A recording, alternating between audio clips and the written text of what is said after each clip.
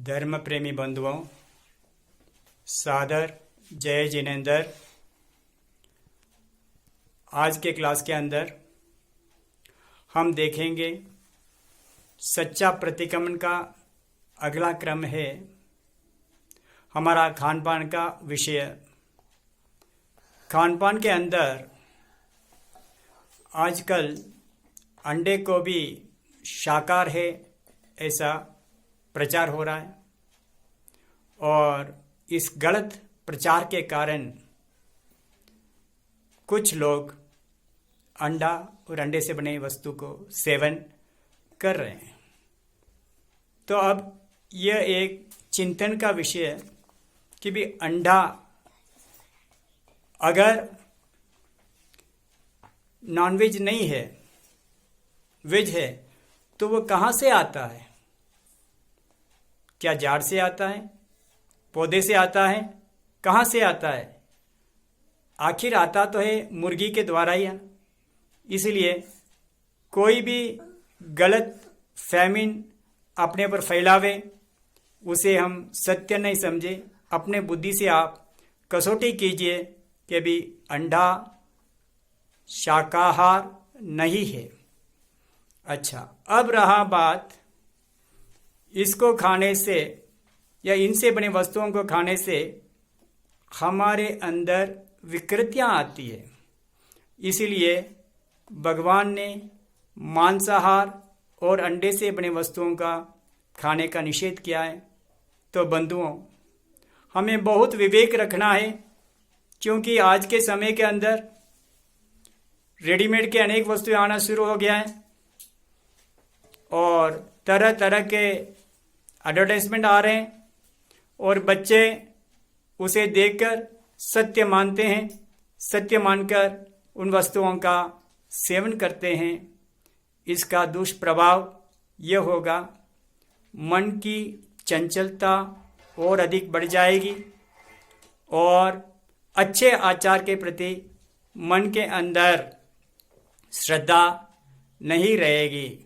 तो बंधु, हम अगर आज दिन तक अंडा या अंडे से बने वस्तु खाए हो तो हम आज ही आज चिंतन करके सच्चे मन से आप प्रभु से क्षमा मांगिए, मिच्छामि दुक्कडम दीजिए। हे भगवान, मैं अज्ञानवश इसे शाकाहार समझकर खाया हूँ, लेकिन वो एक गर्भ है। जैसे माता के गर्भ के अंदर हम लोग 9 मास पलकर आए हैं, उसी प्रकार वो अंडा भी मुर्गी का एक गर्भ है। इसे समझकर इससे सदा बचने और गुरु भगवंतों के पास नियम ले ले कि भी हम कभी भी इसका उपयोग नहीं करेंगे। अब दूसरा विषय यह है कि गर्भ का अबॉर्शन आजकल चल रहा है। तो क्या ये अबॉर्शन का गर्भ, उसके अंदर जीव नहीं है? अगर चिंतन करेंगे तो यह एक पंचेंद्रिय जीव की हत्या है, जो महापाप है। तो बंधुओं, सोच समझकर इस विषय के अंदर पक्का निर्णय लीजिए कि भी अबॉर्शन के अंदर न हम सहमति देंगे, न इसका अनुमोदना करेंगे। तो हम पंचेंद्रिय जीव की विराधना से बच सकते हैं। कदाचित आपके जीवन के अंदर कभी ऐसा प्रसंग आ गया हो तो आप आज ही इसी वक्त, जब आपके मन के अंदर इच्छा हो, चिंतन करके आप अपने प्रभु का नाम लेकर, अपने गुरु भगवंतों का नाम लेकर सच्चा प्रतिक्रमण कीजिए कि भी हे भगवान, मैंने अज्ञानवश ऐसा कुकर्म कर लिया है, एक पंचेंद्रिय गर्भ का मैंने विनाश में सहयोग किया या गर्भ उतारा है, तो मैं उसके लिए मिच्छामि दुक्कडम बारंबार देता हूँ। अब अपने क्लास के अंदर आगे हम चलेंगे। सत्य। अब सत्य धर्म का एक अंग है, एक व्यवहार सत्य और एक निश्चय सत्य।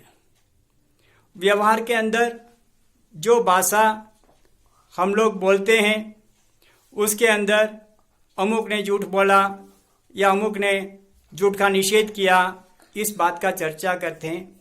इससे पहले हमें एक महान सत्य के प्रति जानकारी लेना है और हमारी मान्यता सत्य स्वरूप बनाना है। तो हम चिंतन करें कि ये हमारा जो शरीर है, तो इसके अंदर सिर्फ शरीर ही है या और कोई वस्तु है जो इस शरीर को चलाता है। ज्ञानी भगवान कहते हैं आत्मा। अब यह आत्मा जब माता के गर्भ में आया तो माता के द्वारा हमें शरीर मिला, लेकिन इस शरीर को संचालन करने की वो महाशक्ति कहाँ से मिली? ज्ञानी भगवान कहते हैं ये आत्मा अनादिकाल से है और यह कभी नाश नहीं होगा। हम इस शरीर को ही आत्मा मानकर बैठे हैं अनेक लोग, लेकिन आत्मा भिन्न है और शरीर भिन्न है।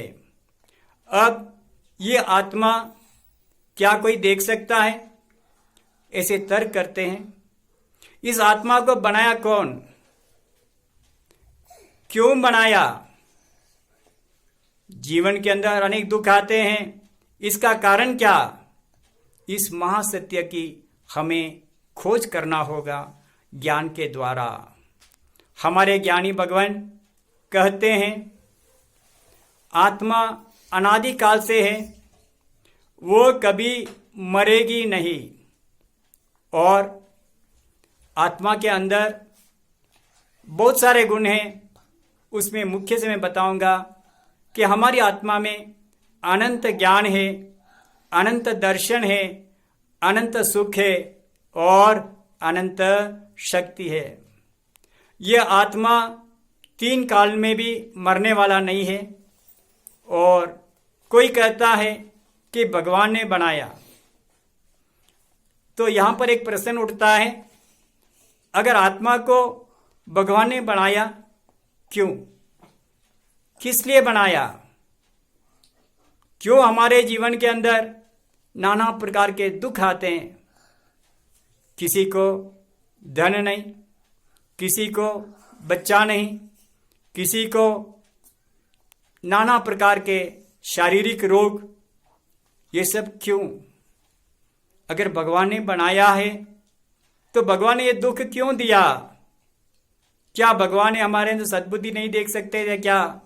इस प्रकार नाना प्रकार के द्वारा आप चिंतन कीजिए, मनन कीजिए, तो प्रभु महावीर अपने केवल ज्ञान के अंदर जो बताए हैं कि भी आत्मा भिन्न है, शरीर भिन्न है और आत्मा ये अनादिकाल से अनंत आत्मा है। जैसे मेरी आत्मा है ऐसी अनंत आत्मा है इस लोक के अंदर है। ये लोक पहले मैंने जो बताया था वो शरीर का वर्णन था, यानी एकेंद्रीय जीव, बेंद्रीय जीव, तेंद्रीय जीव, चवेंद्रीय जीव, पंचेंद्रीय जीव। ये तो सिर्फ उन शरीरों का वर्णन था, लेकिन उसमें रहने वाली जो आत्मा वे सब भिन्न है। उन आत्मा को हम समझकर अब इस आत्मा के अंदर इस दुख का कारण क्या? तो ज्ञानी जन कहते हैं हमने अनादिकाल से अज्ञान दशा के अंदर 8 प्रकार के कर्म बांधे थे। अनादिकाल से बांधते आए, अभी भी बांध रहे हैं। यही दुखों का मूल कारण है। तो इस महासत्य को हमें पहले समझना होगा और अब इस आत्मा को कर्म बंधन से रोकने का तरीका क्या है, इसका हमें चिंतन करना पड़ेगा, मनन करना पड़ेगा। तब जाकर के हम सच्चा प्रतिक्रमण कर सकते हैं। भविष्य में गलतियां हम नहीं करेंगे। क्योंकि गलतियां कब होती है? मात्र अज्ञान दशा के अंदर ही मानव गलतियां करता है।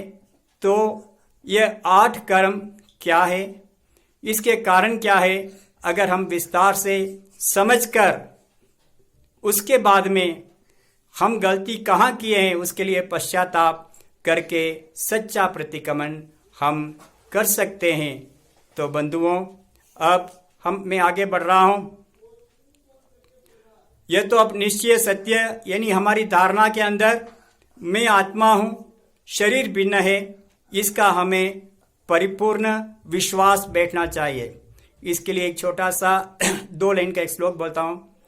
भिन्न हूँ मैं, भिन्न हूँ मैं, भिन्न हूँ, जड़ पुद्गल से मैं भिन्न हूँ, भिन्न हूँ मैं, भिन्न हूँ मैं, भिन्न हूँ, जड़ पुद्गल से मैं भिन्न हूँ, आत्मा हूँ मैं, आत्मा हूँ मैं, आत्मा हूँ,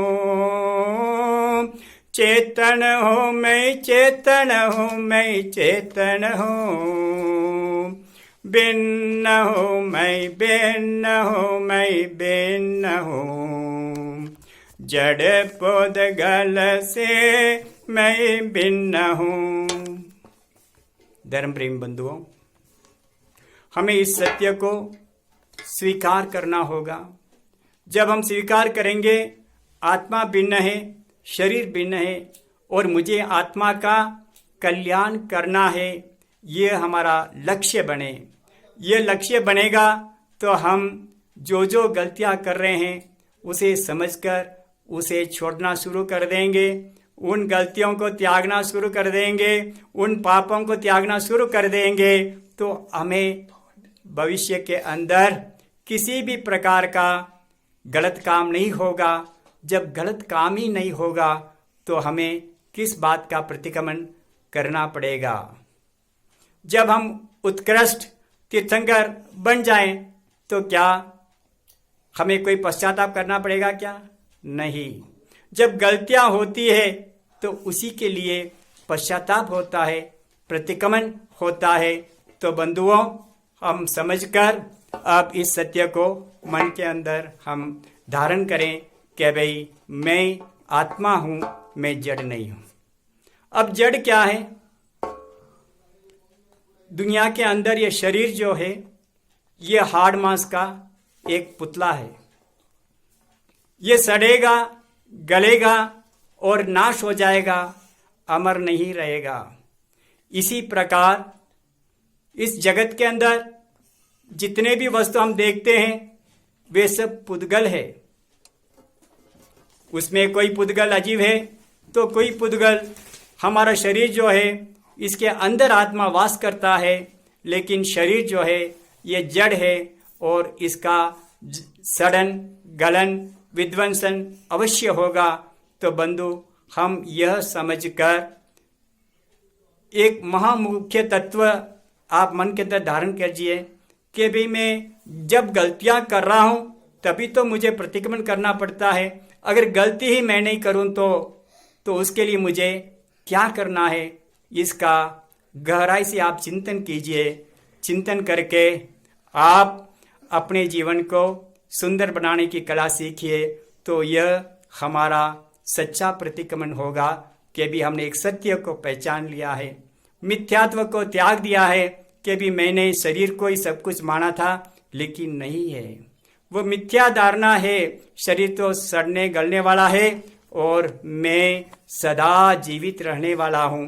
तो यह कहकर आज मैं विश्राम ले रहा हूँ और आगे के क्लास के अंदर हम और भी खोज करेंगे सत्य का। जो व्यवहार सत्य है तो उसके अंदर भी हमारी क्या गलतियाँ, काहे न गलतियाँ, ये अगले वीडियो में हम देखेंगे। सादर जय जिनेंद्र।